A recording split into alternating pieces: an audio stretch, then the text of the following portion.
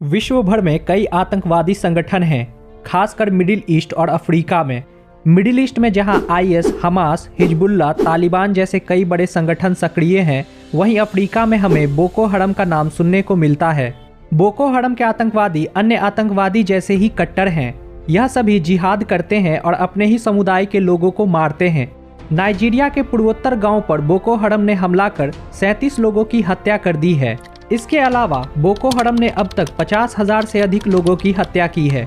इस नरसंहार में उनका लक्ष्य कोई धर्म की स्थापना करना नहीं है, बल्कि वह सिर्फ वहां रह रही महिलाओं और लड़कियों को यौन गुलामी के लिए बेचना चाहते हैं, और वह कई सालों से ऐसा कर भी रहे हैं।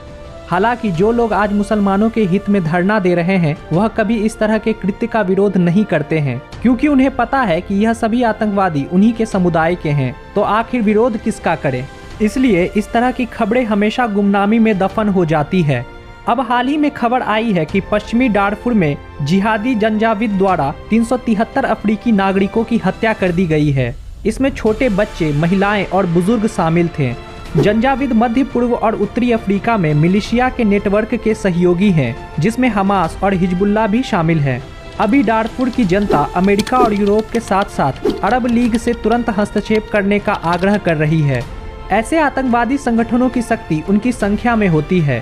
साल दर साल धर्म विशेष के लोग ऐसे संगठनों में शामिल होकर इसकी संख्या बढ़ा रहे हैं।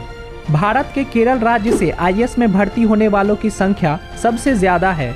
अब इसकी नियुक्ति कैसे की जाती है और इसकी प्रक्रिया क्या है, इसे हम सभी जानते हैं।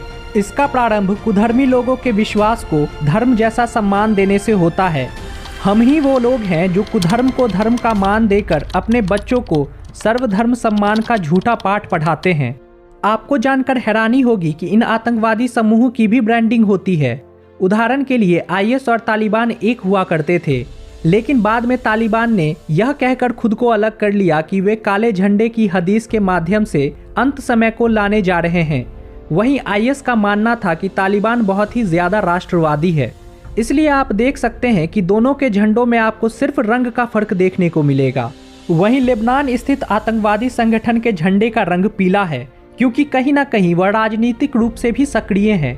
कुधर्म में ही इतने सारे प्रपंच चल रहे हैं कि सत्य के बारे में किसी को समय ही नहीं है। जो राष्ट्र के संकट के समय, युद्ध के समय, धर्म पर आघात के समय खुद को निष्पक्ष या न्यूट्रल बताते हैं, वही सबसे बड़े गद्दार होते हैं।